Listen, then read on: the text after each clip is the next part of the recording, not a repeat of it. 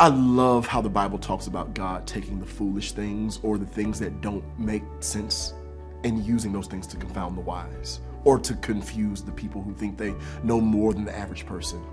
There's a story that comes to mind. The people of Israel are preparing for battle, and literally God is like, I'm going to give you the victory, and here's how I'm going to do it. When you hear an invisible army marching on top of the leaves of the mulberry trees, then that's when you should go down, because then it's on. It's going down.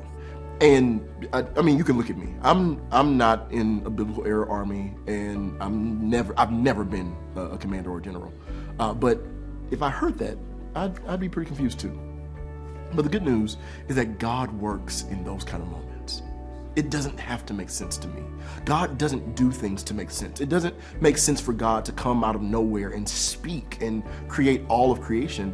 But he did. It didn't make sense for an axe head to swim, or for a donkey to speak, or for Hezekiah to extend his life by merely asking, or for bodies of water to be parted like highways in the desert.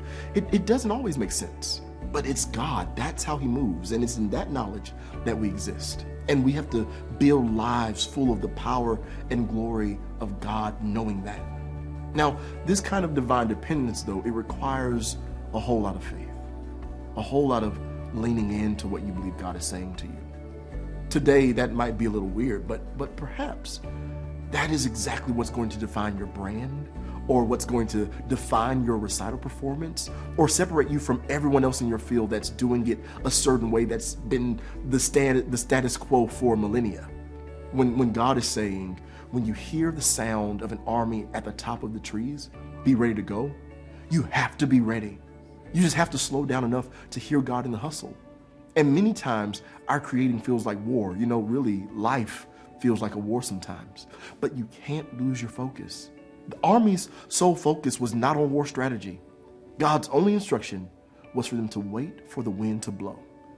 And as small as that seems, sometimes God is just waiting on us to be still enough to hear the answers to our problems come out of thin air.